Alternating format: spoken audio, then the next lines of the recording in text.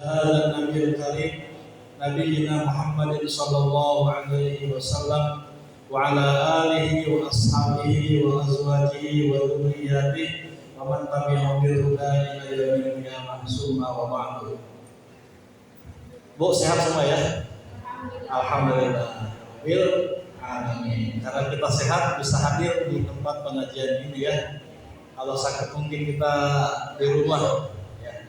Minimal kita ada di rumah untuk mempersiapkan diri untuk hadirnya datang bulan Ramadan. Berapa hari lagi ya kurang lebih ya?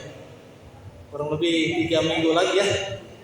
Sekarang sudah minggu pertama sudah hampir selesai, minggu kedua, minggu ketiga, minggu keempat ya. Tidak akan jauh beda antara bulan Februari dengan bulan Sya'ban ya. Artinya bahwa awal Ramadan itu hampir bersamaan dengan awal bulan Maret ya. Januari, Februari, Maret. Sekarang kita di bulan Sya'ban, setelah Sya'ban masuk Ramadan. Ibu-ibu jamaah sekalian, insyaallah Allah Subhanahu wa taala muliakan. Ada suatu kisah yang dijelaskan di dalam salah satu kitab ya.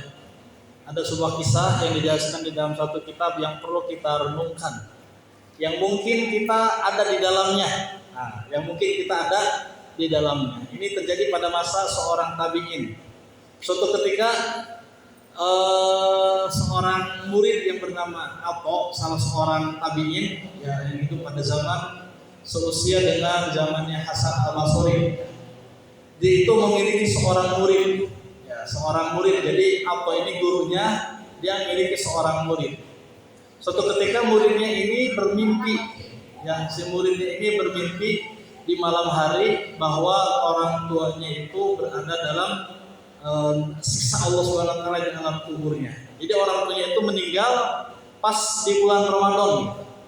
Orang tuanya meninggal, bapaknya meninggal pas di bulan Ramadan. Nah, biasanya kan kalau orang meninggal di bulan Ramadan itu berarti insya Allah dalam keadaan husnul khotimah, gitu ya. Apalagi di bulan suci, di bulan yang dimuliakan oleh Allah Subhanahu wa taala.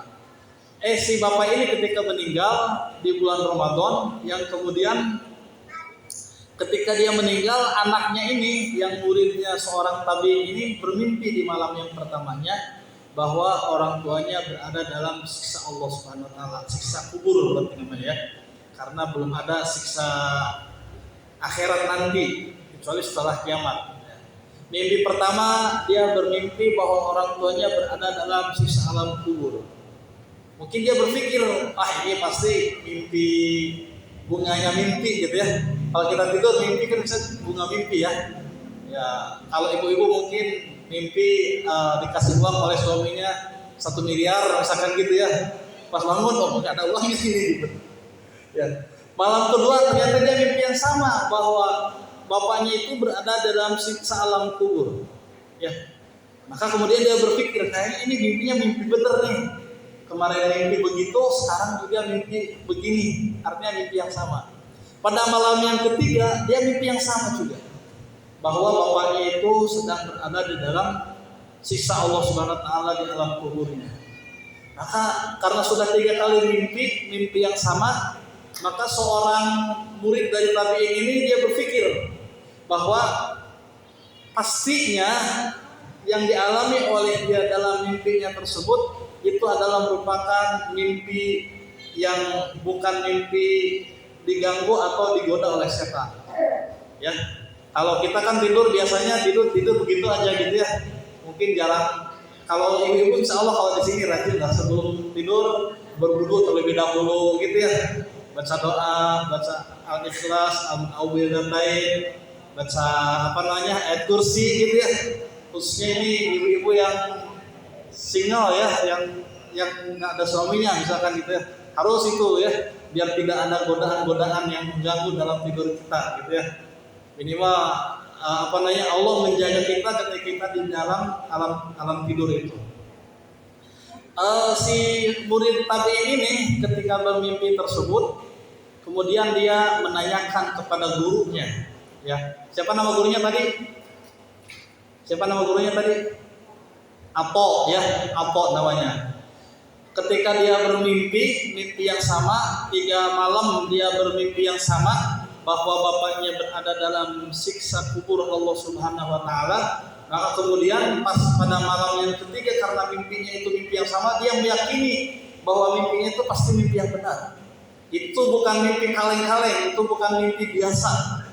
Maka kemudian dia datang kepada muridnya dan menanyakan kepada gurunya, Apo, dan dia menanyakan, wahai guruku, aku tadi malam sudah 3 malam bermimpi mimpi yang sama, bahwa ayahku atau orang tuaku itu yang telah meninggal dunia kemarin berada di dalam siksa kubur Allah Subhanahu wa taala. Maka kemudian ketika ditanyakan seperti itu, gurunya yang seorang tabi'in, seorang yang soleh, dia tidak langsung menerka kira-kira jawabannya apa. Dia meminta petunjuk kepada Allah Subhanahu wa taala, dia sholat hajat dan meminta petunjuk kepada Allah, kira-kira apa penyebab orang tua si muridnya ini, bapaknya itu berada di dalam siksa kubur Allah Subhanahu wa taala. Ya. Kira-kira apa jawabannya? Ya. Ternyata ketika dia diberikan informasi oleh gurunya yang bernama Apo bahwa bapaknya itu sedang berada di dalam siksa Allah Subhanahu wa taala dan dia di alam kubur, ya. Ternyata jawabannya adalah orang tuanya itu pernah meninggalkan puasa di bulan Ramadan dan dia belum sempat untuk melunasi puasanya. Ya, jadi dia bermimpi bapaknya berada di dalam alam kuburnya, dia disiksa Allah Subhanahu wa taala. Ketika ditanyakan kepada gurunya seorang tabi'in, si gurunya memberitahukan bahwa orang tuanya pernah meninggalkan puasa Ramadan dan dia belum sempat untuk membayarnya atau menebusnya, gitu ya. Dia belum sempat untuk menebus atas puasa yang pernah dilakukan oleh dia tahun-tahun yang lalu, yang kemudian ternyata dia keburu dipanggil oleh Allah Subhanahu wa taala. Artinya dia punya hutang kepada Allah. Dia punya hutang kepada Allah. Ya, puasanya mungkin beberapa hari, tetapi kemudian dia melupakan atas puasanya. Yang kemudian ketika di alam kubur dia diminta untuk pertanggungjawaban atas puasa yang pernah ditinggalkannya di alam kubur tersebut. Maka kemudian si muridnya ini bertanya, wahai Apo bin Malik, kira-kira apa yang harus saya lakukan supaya orang tua saya ini mendapatkan rahmat dari Allah di alam kuburnya, mendapatkan ampunan di alam kuburnya? Ya, kan kalau ada orang meninggal kita doakan, dia doanya, Allahumma ighfir lahu, atau perempuan, Allahumma ighfir laha warhamha wa'afiha wa'fu anha. Ya Allah, Allahumma ighfir laha, hapuskanlah dosa-dosanya. Warhamha, dan berikanlah rahmat kepadanya. Wa'fu anha, dan maafkanlah atas semua dosa-dosanya. Nah, kita biasa mendoakan gitu ya. Ibu-ibu ini kalau melewati kuburan, kira-kira lewat begitu aja atau baca doa itu enggak? Baca ya. Minimal kita baca apa? Minimal kita baca Assalamualaikum. Assalamualaikum ya ahlan diyar minal muslimin wal muslimat wal mu'minin wal mu'minat wa ana lahiqun bikum yaumal qiyamah. Assalamualaikum ya ahlan kubur. Keselamatan untuk kalian wahai pemilik kuburan ini. Ya, Assalamualaikum ya ahlan diyar minal mu'minin wal mu'minat wal muslimin wal muslimat, dari kaum muslimin atau dari kaum mukminin, ya. Wa ana lahiqun bikum yaumal qiyamah, dan saya pun pasti akan berjumpa kepada kalian nanti di hari kiamat. Nah, ketika kita melewati kuburan, selain kita mengucapkan salam, juga kita mendoakan. Ya, waalaikumsalam. Doanya tidak pakai ya ahla kubur, Bu, ya. Karena kita masih. Ya, doanya setelah kita mengucapkan itu dilanjutkan, Allahumma ighfir lahum warhamhum wa'afihim wa'fu anhum. Itu doa yang paling simple. Kalau kuburannya panjang, ya itu bacain Al-Fatihah, kita bacain. Kalau begitu, ya mengucapkan salam bukan hanya kepada mereka yang masih hidup, kepada mereka yang sudah meninggal pun mereka mendengar ucapan salam kita. Ya, ibu melewati kuburan malam-malam, takut, ya, merinding, jangan. Ya, melewati kuburan itu bukan kita malah takut, tapi justru kita doakan, karena ketika kita mendoakan orang-orang yang ada dalam kubur, maka doa kita yang mengucapkan dijawab oleh Allah. Tapi apakah orang yang ada di dalam kubur mendoakan kita? Tidak. Ya, kita mendoakan orang yang berada di alam kubur. Kenapa? Karena pertanggungjawaban doa orang yang diterima oleh Allah SWT itu untuk orang yang masih hidup di dunia ini. Untuk orang yang meninggal dunia itu dia tidak memiliki pertanggungjawaban atas doanya. Makanya ketika kita melewati kubur, kita membaca doa itu, Assalamualaikum ya ahlat diyar minal muslimin wal muslimat wal mu'minin wal mu'minat wa ana lahiquna bikum yaumal qiyamah. Ketika ditanya oleh si murid ini, apa yang harus saya lakukan supaya bapak saya yang kemarin meninggal berada di alam kubur mendapatkan rahmat dari Allah dan mendapatkan ampunan dari Allah? Ternyata kata gurunya ini dia menjawab bahwa dia pertama harus melakukan kifarat atas puasa yang pernah dilakukannya. Dia harus melakukan kifarat atas dosa yang pernah dilakukannya karena dia meninggalkan puasa di bulan Ramadan yang pernah lalu-lalu. Ya.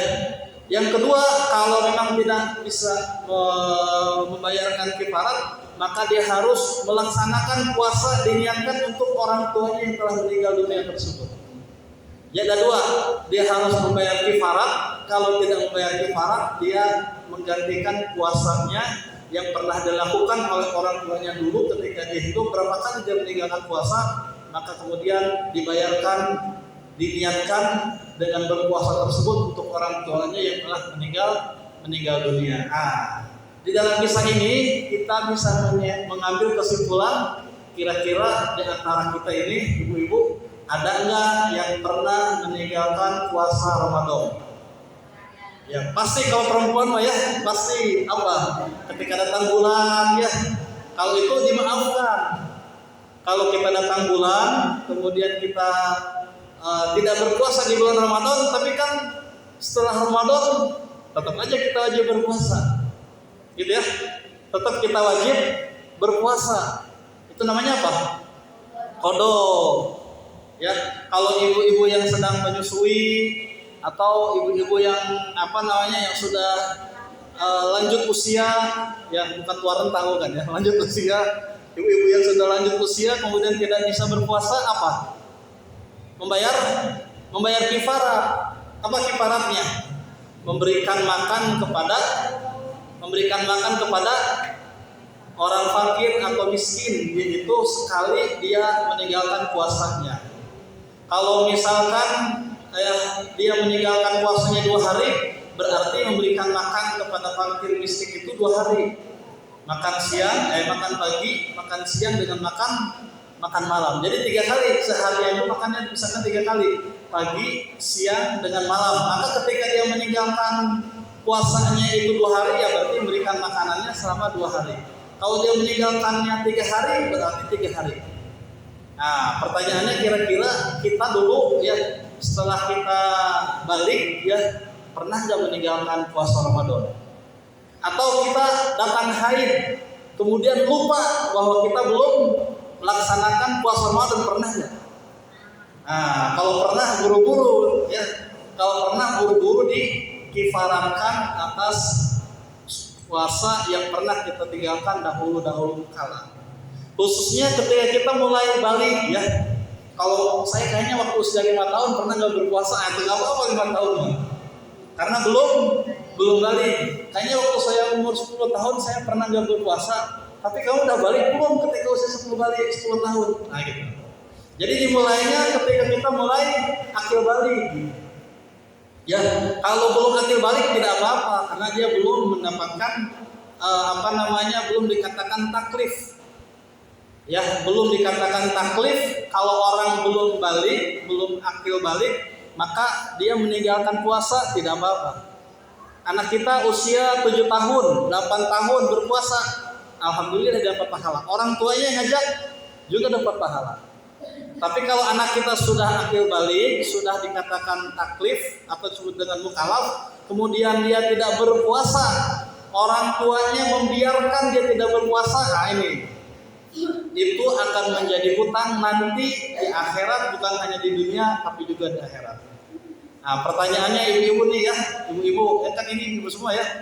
Kira-kira pernah nggak meninggalkan? Nah gitu. Berapa kali pernah meninggalkan? Dua pilihan. Apakah mau membayar kifarat atau melaksanakan puasa yang pernah kita tinggalkan? Pilihan. Saya mau bayar kifarat, silahkan. Membayar kifarat itu dengan kita memberikan makan kepada orang fakir atau miskin.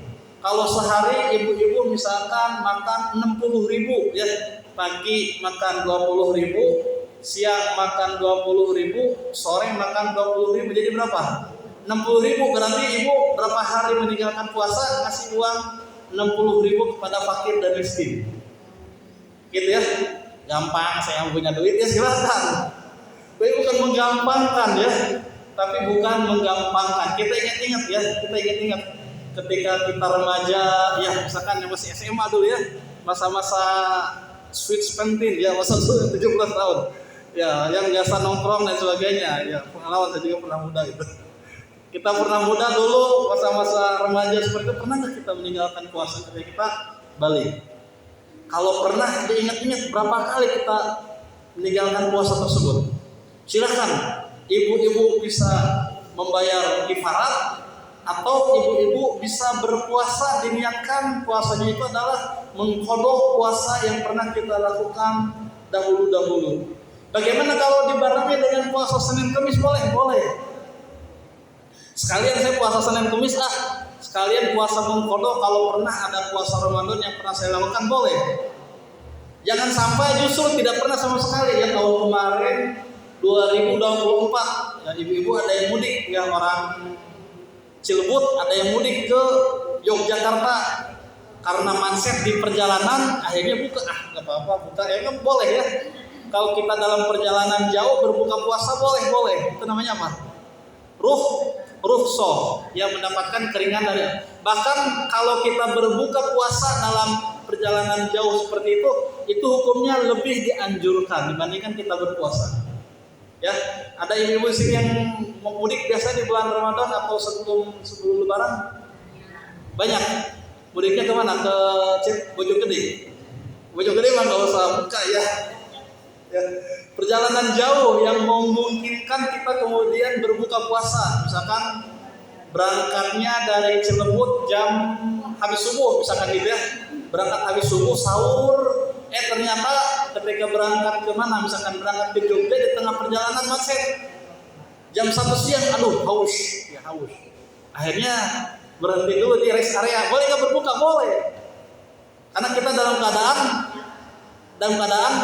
musafir, dan ketika kita berbuka itu lebih dianjurkan, lebih bagus dibandingkan kita memaksakan diri untuk bercapek-capek berpuasa karena kita dalam keadaan musafir. Tapi kalau dia saya masih kuat kok, masih pengen tetap berpuasa, kata Allah Subhanahu wa taala, wa antasumu khairul lakum, dan jikapun kamu berpuasa itu lebih bagus buat kamu. Tapi kalau kita tidak berpuasa, boleh kita melakukan berbuka puasa karena kita dalam keadaan musafir. Dalam keadaan musafir. Nah, ingat-ingat ya, kira-kira kita pernah berapa kali meninggalkan puasa kita ketika kita mulai balik sampai sekarang? Kalau usia ibu-ibu yang masih 27, 28, 30 paling sedikit ya. Ini yang usia di atas 60, waduh, lupa saya berapa kali ya. Nah ini perlu kita ingat-ingat kembali, perlu kita kita pikirkan kembali. Mungkin ada beberapa hari, ada beberapa puasa yang pernah kita lewati di bulan Ramadan yang lalu. Maka di dalam penjelasan seorang tabi'in ini untuk melunasi puasa yang pernah kita tinggalkan di waktu-waktu dahulu itu dengan dua. Pertama adalah kita melakukan kifarat, yang kedua kita berpuasa selain di bulan Ramadan dengan niat kita membayar qadha puasa kita yang pernah kita lakukan ketika kita masih muda dulu. Kenapa harus kita laksanakan itu, atau kenapa harus kita bayar? Ya, ibu-ibu, hutang kita kepada manusia harus dibayar enggak? Harus. Ya, bahkan di dalam sebuah hadis dikatakan bahwa seseorang tidak akan masuk ke dalam surga Allah Subhanahu wa taala kalau dia masih punya hutang. Suatu ketika Nabi sallallahu alaihi wasallam diminta oleh sahabatnya untuk melaksanakan sholat jenazah. Ya wahai Rasul, tolong tetanggaku meninggal dunia untuk supaya disolatkan jenazah kepada si ahli mayit. Kemudian ketika Rasul sampai ke pintu rumah si orang yang meninggal dunia ini, ditanya apakah dia punya hutang? Ya wahai Rasul, dia punya hutang kepada tetangganya 2 dinar.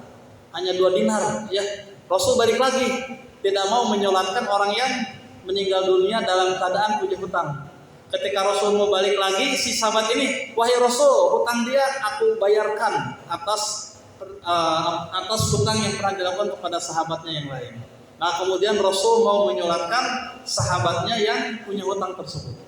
Itu hutang kepada manusia, ya, apalagi hutang kepada Allah Subhanahu wa taala.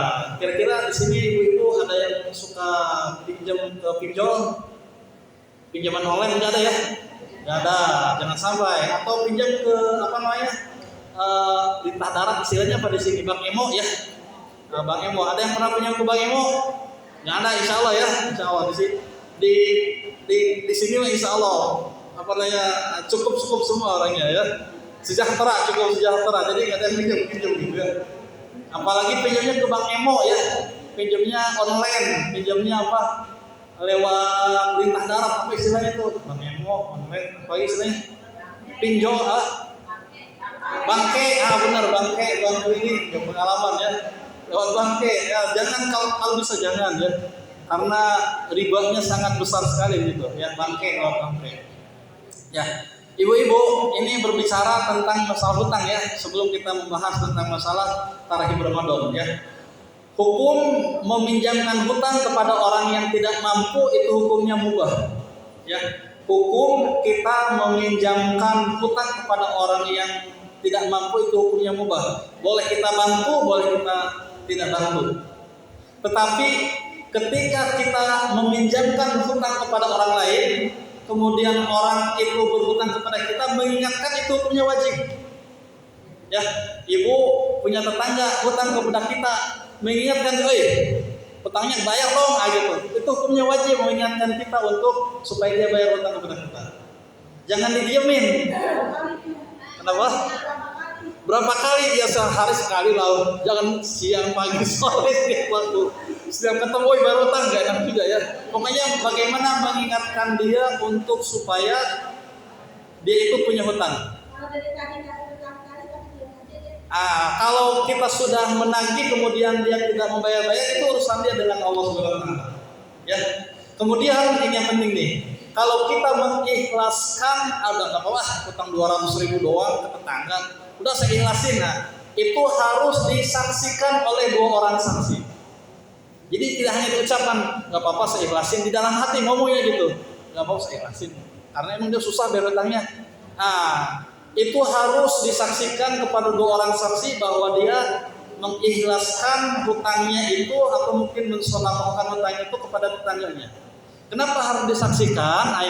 Kenapa harus disaksikan? Karena bisa jadi mungkin ketika tetangganya punya masalah dengan kita, dia punya hutang juga banyak gaya gitu. Jadi padahal udah diikhlasin gitu. Kalau sudah disaksikan kemudian ada orang yang mendengar bahwa dia mengikhlaskan hutangnya, ketika kemudian dia mengungkit, ya orang yang menjadi saksi itu bisa mengingatkan, bukannya udah kamu ikhlasin, kok diungkit-ungkit lagi, gak ikhlas dong namanya gitu. Jadi ketika kita mengikhlaskan hutang kita kepada tetangga kita, itu harus disaksikan oleh 2 orang saksi yang mendengarnya secara langsung. Misalkan saya punya hutang kepada tetangga saya, saksikan ya bahwa saya insya Allah mengikhlaskan hutang saya 200.000 kepada tetangga saya itu, misalkan. Harus disaksikan karena perintah Allah Subhanahu wa taala. Perintah Allah Subhanahu wa taala di dalam Quran surat Al-Baqarah ayat 282 yang membahas tentang masalah hutang. Ya ayyuhalladzina amanu idza tadayantum bidainin. Kemudian ayatnya yang paling panjang itu surat Al-Baqarah yang paling pojok itu setelah di juz 3 di akhir-akhir, wastashhidu syahidaini mir rijalikum. Itu orang yang berhutang ketika dia mengikhlaskan atau dia menuliskan hutangnya, itu harus disaksikan oleh 2 orang saksi. Dan saksinya harus laki-laki. Bagaimana kalau saksinya perempuan? Harus ada laki-laki satu. Misalkan perempuan 2 orang. Saya ikhlasin hutang saya kepada dia berapa? 10.000 misalkan. Itu harus ada saksi 1 orang laki-laki. Kalau perempuan semua 2 orang. Jadi misalkan perempuannya ada 3, 4, 5, 6 yang menyaksikan bahwa hutang kita itu diikhlaskan, tetap harus ada saksi 1 orang laki-laki. Kalau laki-laki cukup 2 orang. Tapi kalau perempuan, sepunya perempuan harus ada 1 orang laki-laki yang menyaksikan bahwa hutang kita itu sudah diikhlaskan untuk tidak dilanjutkan pembayarannya. Wastashidu syahidaini mir rijalikum fa illam yakuna rajulaini, maka jika tidak ada 2 orang laki-laki, wa imra'atani, dan ada 2 orang perempuan, farajulun, tetap kata Allah Subhanahu wa taala harus ada 1 laki-laki. Gitu ya. Kalau kita mau mengikhlaskan hutang kita tidak dibayar oleh orang yang meminjam tadi. Kemudian orang yang orang yang meminjam uang kepada kita, ketika kemudian dia diingatkan kalau dia tidak menerima informasi dari kita bahwa dia punya hutang, itu urusan dia kalau dia tidak menerima. Kenapa begitu? Karena ada sebuah riwayat yang mengatakan di akhirat nanti kalau kita tidak pernah mengingatkan dia bahwa dia punya hutang kepada kita, kemudian di akhirat itu kan nanti dituntut nih orang yang meninggalnya itu, kemudian dia punya hutang. Wahai Allah, dia pernah punya hutang kepada saya berapa? 100.000. Kemudian orang yang berhutang itu, wahai Allah, dia tidak pernah menuntut kepada saya hutangnya, gitu. Maka kita tidak bisa meminta pahala dia karena dia berhutang kepada kita. Karena dia berhutang kepada kita, pahala dia kan kalau dia tidak mau membayar hutang kepada kita, pahalanya itu akan diserahkan kepada kita semua. Gitu ya. Kalau dia tidak mau mendengar bahwa dia pernah berhutang kepada kita, kemudian kita mengingatkan dia tidak membayar, kan di akhirat nanti dia akan mempertanggungjawabkannya, dan pahala-pahala yang pernah dia lakukan selama hidup itu akan dikembalikan kepada kita, kebaikan-kebaikannya. Sampai kebaikannya itu habis. Kalau hutangnya itu masih banyak, maka kejelekan dan dosa yang pernah kita lakukan itu dilimpahkan kepada orang tersebut. Tapi kalau kita tidak pernah mengingatkan kepada dia bahwa dia punya hutang kepada kita, nah ini, kalau kita tidak pernah mengingatkan kepada orang yang kita pinjamkan hutang itu bahwa dia berhutang, kemudian dia meninggal dunia, dia tidak bisa dituntut oleh kita. Kenapa demikian? Karena kita tidak pernah mengingatkan bahwa dia itu punya hutang kepada kita. Jadi harus mengingatkan bahwa dia itu pernah berhutang kepada kita. Kalau kita mengikhlaskan, harus disaksikan oleh 2 orang saksi. Dan ini yang terakhir nih tentang masalah hutang.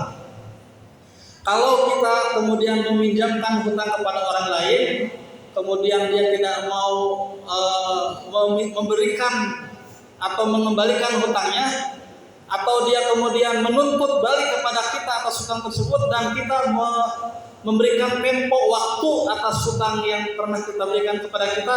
Misalkan datang kepada kita, oh belum ada uangnya, besok ya. Datang lagi, oh belum ada, besok ya. Nah, kalau dia memang ada niatan untuk mengembalikan hutangnya kepada kita, kemudian kita memberikan jatuh tempo, maka setiap hari kita sama dengan bersedekah kepada kita, sama dengan kita bersedekah kepada dia, memberikan makan, yaitu sehari 2 kali atau 3 kali dia memberikan makan kepada kita. Jadi kalau kita memberikan jatuh tempo, harusnya dia membayar hutang itu hari Kamis kemarin, sampai sekarang hari Sabtu belum juga dia membayar hutang, besok ya udah nggak apa-apa. Kita tahu bahwa memang kemampuannya tidak ada gitu, bukan sengaja mengulur-ulur, tapi emang dia kemampuannya tidak ada untuk segera membayarkan hutang. Kalau ada jatuh tempo seperti itu sama dengan kita telah bersedekah kepada dia setiap harinya, itu sebanyak kita berikan makan 3 kali sehari kepada dia. Kalau memang dia sengaja, bukan sengaja ya, kalau memang dia belum mampu untuk membayar hutangnya kepada kita, dengan syarat tidak boleh kita membicarakan hutang tersebut kepada orang lain. Ya, kalau kita membicarakan itu sama aja kita membuka aib dia. Ya, udah 2 hari dia tidak membayar hutang kepada kita, tetangga bilang, jangan pinjamin lagi uang kepada dia hutangnya nggak pernah bayar. Khawatir dia. Itu sama dengan kita membuka aib dia. Rasulullah SAW bersabda, wa man satara musliman satarallahu lahu yaumal qiyamah. Barang siapa yang menutup aib saudaranya, maka Allah Subhanahu wa taala akan menutup aib orang tersebut nanti pada hari kiamat. Jadi kalau ada orang yang jatuh tempo, tetangga kita ya, atau saudara kita atau siapapun yang pernah berhutang kepada kita, kita sudah mengingatkan, kapan bayar hutang? Besok. Nah, besok tagih lagi, kapan bayar hutang? Besok. Nah, tetapi memang dia bukan ada unsur kesengajaan untuk tidak mau bayar hutang gitu. Kalau dia sengaja tidak mau membayar hutang, justru dia termasuk orang yang zalim. Matlul ghani zulmun. Orang yang sengaja mengulur-ulurkan dalam membayar hutang itu adalah merupakan bentuk kezaliman. Nah, ini hati-hati ya. Kalau punya hutang, kita harus mengingatkan bahwa orang itu punya hutang kepada kita. Kalau kita ikhlas mau tidak dibayar hutangnya itu, maka harus disaksikan 2 orang saksi. Kalau orang yang berhutang kemudian sengaja tidak mempercepat dalam pembayaran hutang, padahal dia mampu, itu adalah merupakan bentuk kezaliman. Kalau kita memberikan hutang kepada orang lain dan kemudian orang itu benar tidak mampu untuk membayar kembali hutangnya, itu sama dengan kita telah bersedekah kepada kita setiap hari. Ya, sama dengan kita bersedekah kepada orang tersebut setiap hari. Itu hutang kita sesama manusia. Hutang kita sesama manusia. Bagaimana hutang kita dengan Allah Subhanahu wa taala? Ini ya, bagaimana hutang kita dengan Allah Subhanahu wa taala, khususnya adalah hutang kita pernah meninggalkan puasa di bulan Ramadan. Kita ingat-ingat lagi, kita mereview kembali ya, kita berintrospeksi kembali, kira-kira Ramadan yang lalu atau ketika saya masih muda, berapa kali ya saya meninggalkan puasa Ramadan? Diingat-ingat kembali. Jangan-jangan 2024 kemarin kita pernah meninggalkan puasa.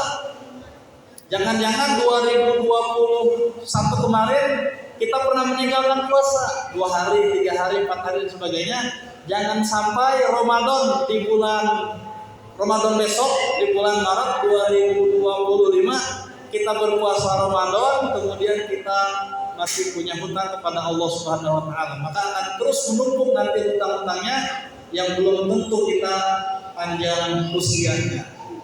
Maka apa yang harus kita lakukan kalau itu terjadi? Maka segera, masih ada waktu kurang lebih 3 minggu lagi. Ada waktu kurang lebih 3 minggu lagi Ramadan akan hadir bersama kita. Kalau masih punya hutang, segera lunasi hutangnya. Kalau kita pernah meninggalkan puasa Ramadan, segera kita berpuasa atau kita membayar kifarat tadi. Ya, kecuali untuk ibu-ibu yang memang tidak mampu untuk berpuasa kembali, ya, maka dia bisa membayar fidyah. Apa bayar fidyahnya?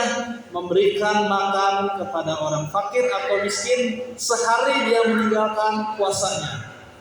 Sehari dia meninggalkan puasanya, dia makan seharinya itu 3 kali, misalkan pagi, siang, sore, yaitu kemudian dia mengkonversi atas makanan yang dimakan itu dengan uang boleh.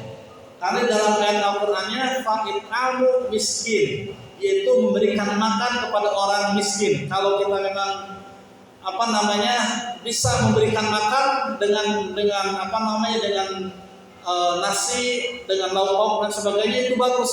Tapi kalau dikonversi dengan uang juga lebih bagus. Kenapa? Karena kebutuhan orang tentunya berbeda ketika kebutuhan terhadap uang dengan kebutuhan kita terhadap lauk dan lain sebagainya. Ini yang perlu kita siapkan ketika hadirnya bulan Ramadan. Ya. Jadi ibu-ibu jamaah sekalian, insyaallah Allah Subhanahu wa taala muliakan, ada 4 hal yang perlu kita siapkan ketika akan hadirnya bulan Ramadan. Apa aja itu? Pertama, kita harus merasa gembira dengan hadirnya bulan Ramadan.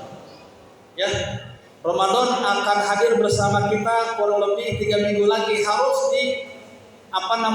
dipupuk di dalam diri kita, di dalam hati kita, bahwa kita akan hadir bulan Ramadan itu dengan penuh kebahagiaan gitu. Bukan malah sebentar lagi Ramadan nih, nggak bisa sarapan ini gitu. Ya, sebentar lagi Ramadan nih, nggak bisa nongkrong nih di Cilebut di stasiun lah gitu. Ya, harus dipupuk di dalam hati kita, di dalam diri kita rasa kebahagiaan hadirnya bulan Ramadan. Ya itu yang paling penting. Kenapa? Karena dengan menghadirkan kebahagiaan akan datangnya bulan Ramadan itu akan menambah kepada kita 4 unsur ini. Pertama adalah yang perlu kita siapkan adalah kita mempersiapkan ruh kita. Bahwa Ramadan ini adalah merupakan perintah Allah Subhanahu wa taala. Maka kita siapkan ruh kita. Yang kedua adalah kita siapkan jasad kita. Kita siapkan jasad kita, anggota tubuh kita untuk berpuasa nanti di bulan Ramadan.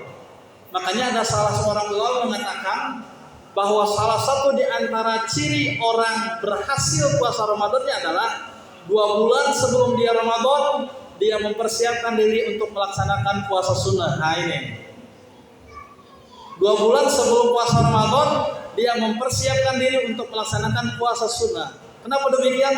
Jangan sampai ketika Ramadan tiba, aduh baru sehari udah kehausan. Kenapa? Karena tidak dipersiapkan sebelumnya gitu. Baru datang bulan Ramadan baru sehari, biasa kan gitu ya. Sehari, 2 hari, 3 hari, 4 hari kita merasa apa? Merasa haus, merasa capek dan sebagainya. Tapi kalau yang sudah disiapkan oleh kita, sudah dibiasakan sebelum Ramadan hadir puasa sunnah, apakah puasa Senin Kemis, puasa Ayyamul Bid ya, 13, 14, 15, ataukah puasa Nabi Daud, ataukah mungkin puasa kifarat yang pernah kita tinggalkan dulu. Ini yang disebut dengan mempersiapkan jasad kita ketika hadirnya bulan Ramadan. Jangan sampai kita kemudian datang bulan Ramadan merasa capek dan lain sebagainya. Maka dipersiapkan itu. Maka ada salah seorang ulama mengatakan bahwa Rajab adalah merupakan bulan menanam kebaikan. Bulan Sya'ban adalah merupakan bulan kita tandur atau panen kebaikan.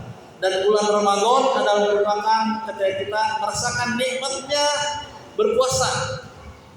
Artinya apa? Di bulan Rajab sudah mempersiapkan, di bulan Sya'ban sudah mempersiapkan.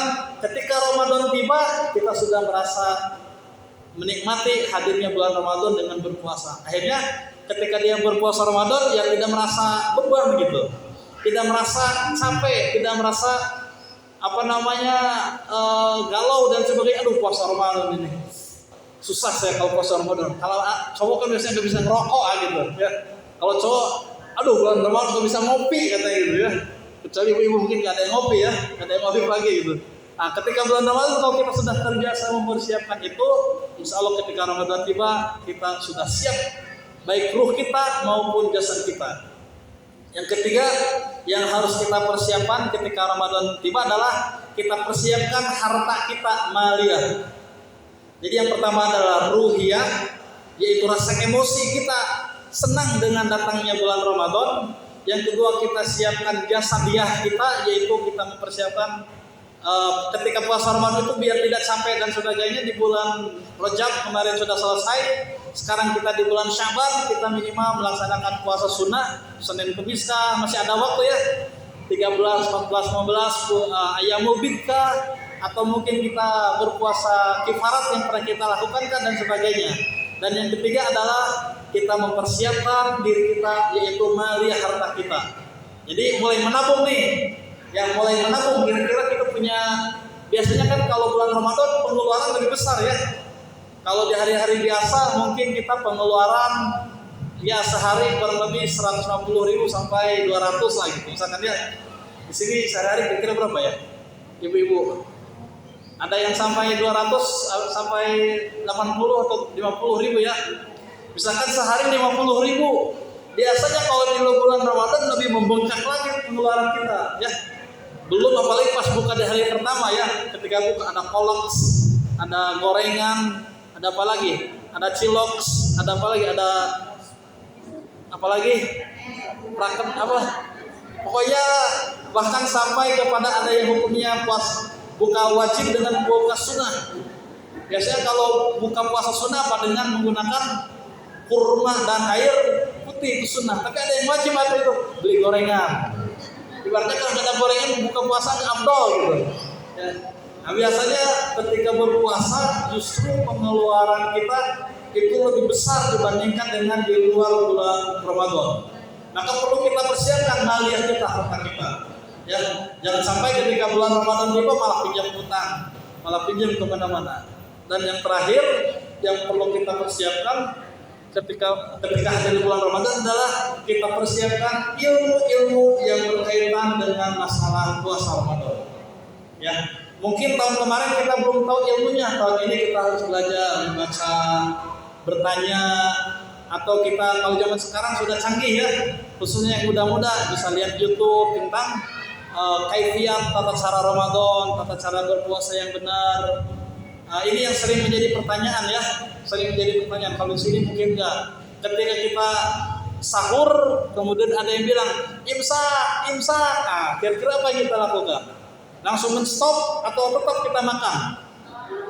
Ya, ketika di masjid ada yang mengatakan imsak, kita lagi makan, boleh ya kita lanjutkan?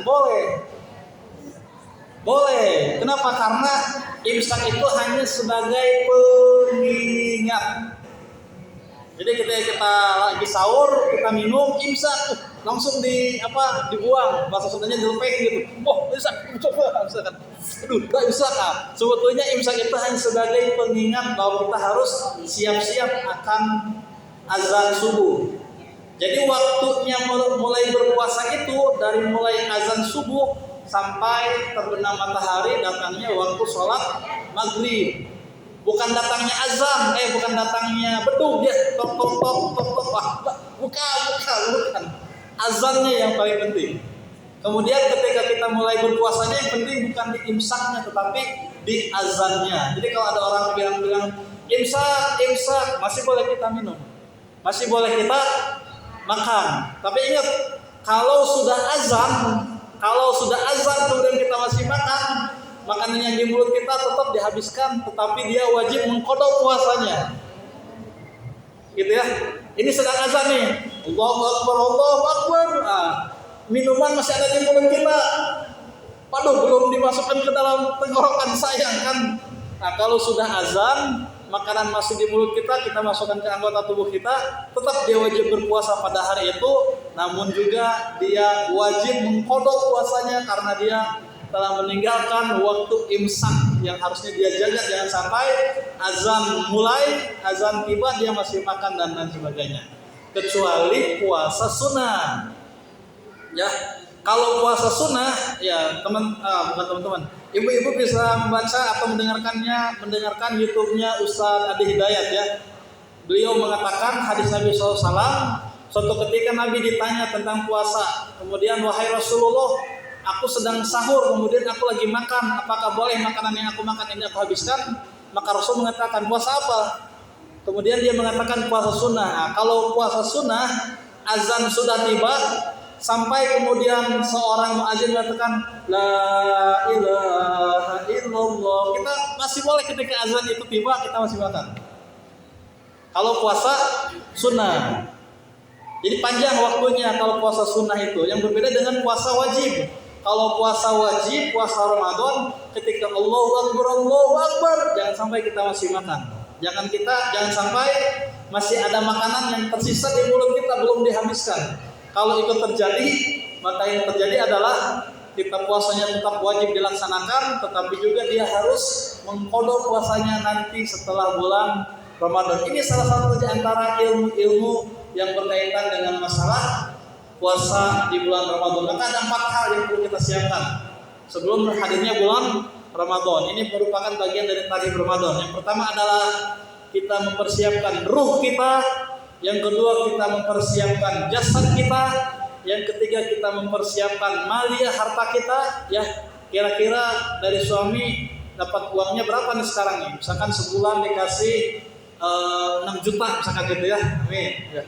Dikasih oleh suami misalkan 6 juta. Wah, ini bulan Ramadan biasanya 6 juta habis dalam waktu 2 minggu.